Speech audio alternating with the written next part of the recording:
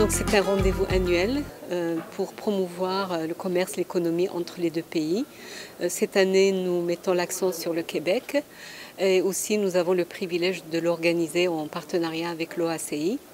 Nous avons associé 3 secteurs qui sont fondamentaux, des priorités aussi pour le Maroc et aussi pour l'OACI, à savoir le tourisme, donc toute la question aussi donc, de promouvoir l'industrie, mais aussi le tourisme proprement dit et promouvoir le Maroc comme destination, mais aussi la question de l'aviation civile, le renforcement de la question de la sécurité et bien entendu consolider le secteur aéronautique après l'implantation de Bombardier, comment faire du Maroc, créer une sorte de grappe pour consolider donc cet investissement.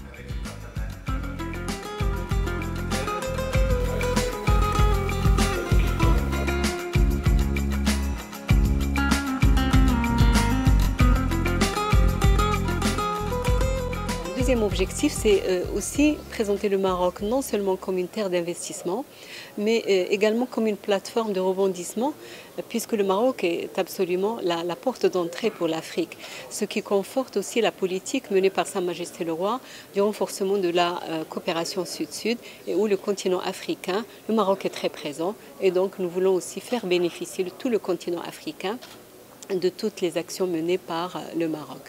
Et bien entendu aussi le monde arabe avec l'ouverture, avec le Conseil du Golfe. Donc ce sont des atouts qui permettent au Maroc d'être un véritable acteur, non seulement régional mais aussi intercontinental.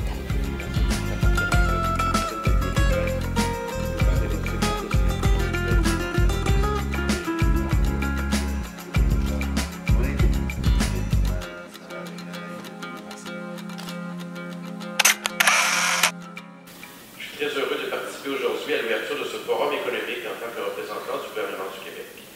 Le Maroc constitue un partenaire important pour le Québec, notamment en raison de notre longue relation de coopération, 1975, et de l'importance de la communauté marocaine résidant au Québec.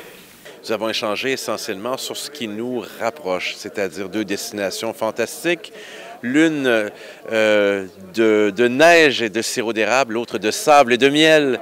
Mais au-delà de ces élans poétiques, nous avons beaucoup à gagner à travailler ensemble. Nous avons la francophonie en partage, mais surtout des produits touristiques fabuleux. Vous savez que l'histoire d'amour avec le Maroc, du Québec, elle est engagée depuis des décennies. Le nombre de Québécois d'origine marocaine, qu'ils soient musulmans ou séfarades, est très important. Ils contribue puissamment à la diversité culturelle du Québec, à son économie, à son innovation, à son rayonnement. Et cette fraternité doit demeurer féconde. Et le gouvernement du Québec souhaite ardemment qu'en matière économique, en matière touristique, nous puissions approfondir nos liens avec le Maroc. Et ça fait plaisir, ça fait des années que je souhaite visiter le Maroc. On m'a parlé d'un grand forum en octobre prochain. Je vais demeurer en contact avec mon homologue marocain et ça me ferait grand plaisir d'aller visiter ce magnifique pays. Et grande est ma curiosité et importante est mon intérêt pour ce pays du Maghreb qui est un phare dans le domaine touristique. Et on a sûrement beaucoup à apprendre au Québec de ce qui se fait présentement au Maroc. Elles sont excellentes. Elles passent d'abord par les individus, par les citoyens. Moi-même, j'ai pu compter sur un grand conseiller qui s'appelle Daniel Amar, qui maintenant est au cabinet de la première ministre. Je le vois, il sourit. La relation avec le Maroc, elle est d'abord sur les gens, sur la sincérité, sur la fraternité, sur ce français en partage. Et tout ça, ça contribue à des liens solides. Et notre gouvernement est engagé résolument sur la poursuite de relations de qualité avec le peuple du Maroc. Et ça va passer notamment par le tourisme.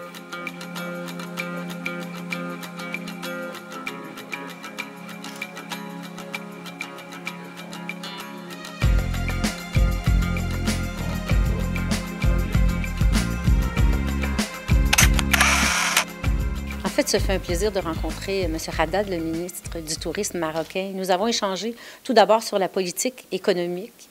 En fait, priorité emploi, je lui ai expliqué ce qui s'en vient pour nous, ce qui se passe présentement au Québec, les 4 piliers de notre politique.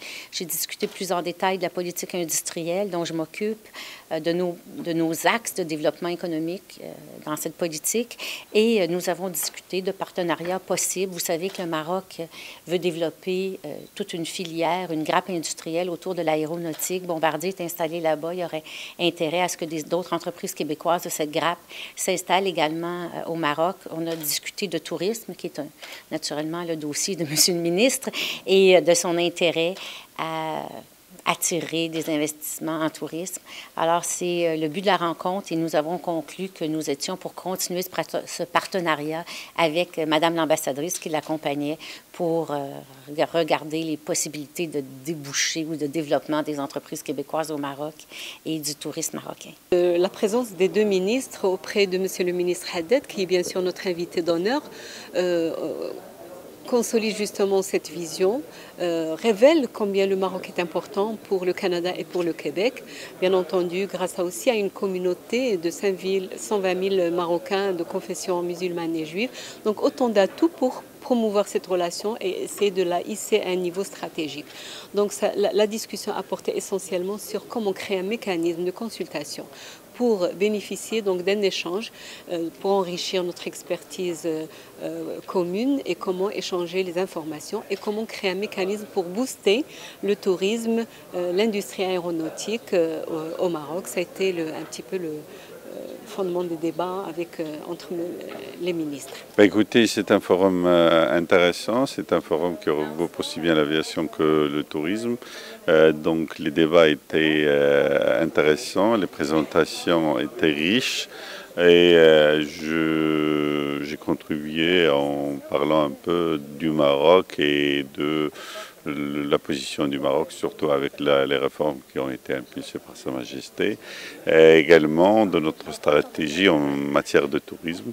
L'objectif, c'est d'intéresser le grand public au Maroc, mais d'intéresser également les opérateurs, que ce soit les investisseurs en matière de promotion ou que les investisseurs en matière d'infrastructures touristiques. Donc c'est pour cela que ça a été intéressant pour moi de faire ce genre de présentation. Mais également, j'ai eu des pourparlers avec mon collègue, le ministre du Tourisme québécois, qui était important du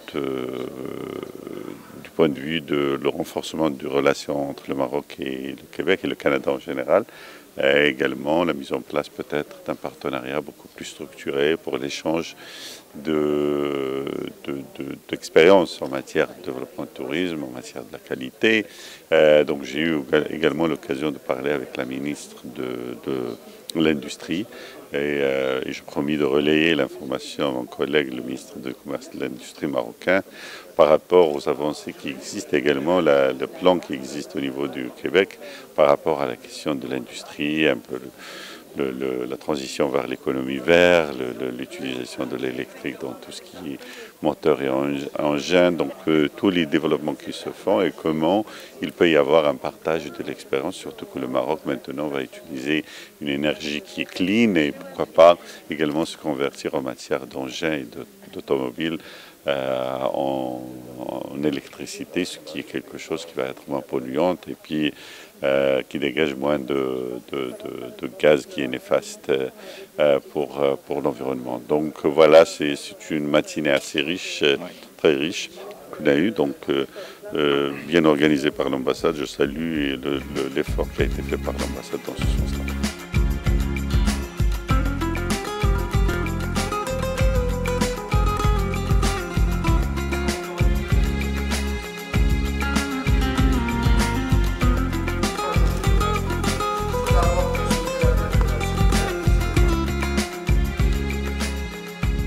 L'intervention, c'était très simple parce que Monsieur le ministre, M. Haddad et M. Ahmed, qui est le président de la SMIT, ils ont été là. Donc il fallait expliquer c'est quoi le projet. On a déjà préparé le projet qui est ficelé de tous les coins, numéro 1. Numéro 2, pour expliquer c'est quoi l'ampleur de cet amphithéâtre. Parce qu'il y a beaucoup de gens qui ne comprennent pas qu'on amène le high-tech au niveau du Maroc. On amène une technologie qui n'existe pas. Il y en a juste 4 ou 5 édifices comparables en Europe. On va être vraiment un monument extraordinaire pour attirer les touristes et attirer les stars du monde.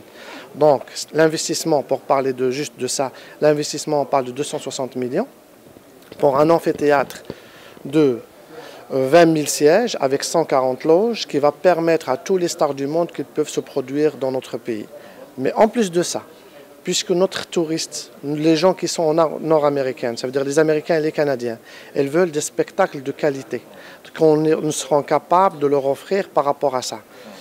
En parallèle, on est en train de parler avec le tour de voyage, qu'on est en train d'organiser un package de 6 jours qu'ils vont acheter dans la politique de Open Sky pour qu'ils puissent aller faire le voyage au Maroc, parce qu'on va participer au tourisme marocain. Donc on parle à peu près de 700 000 touristes par an. On va réaliser ce projet-là, réaliser ces chiffres-là entre 3 et 5 ans. Et ça va nous permettre d'avoir un voyage, un package pour voir le pays et en plus de ça, de voir un spectacle de haut niveau à ce niveau-là. Et la chose qu'on a ajoutée, c'est que ce projet-là, il va créer 1000 emplois directs et beaucoup d'emplois indirects, plus que les gens, les 700 000 touristes, lorsqu'ils vont venir, ils vont injecter $1 milliard, qui représente 1% de PIB. Et d'après l'étude des plans, normalement, chaque 1% peut représenter 60 000 jobs indirects. Donc, c'est juste ça pour l'intervention et pour qu'on puisse avancer par rapport à ça.